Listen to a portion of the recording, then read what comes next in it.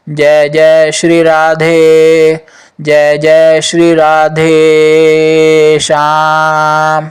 तो दोस्तों, आप इसी तरह भगवान का नाम लेते रहिए, नाम जप करते रहिए और खान पान का बहुत ध्यान रखिए, अपनी सेहत का, अपनी हेल्थ का बहुत ध्यान रखिए। मैं आपसे मिलूँगा अपनी अगली वीडियो में। राधे राधे, जय राधा कृष्ण।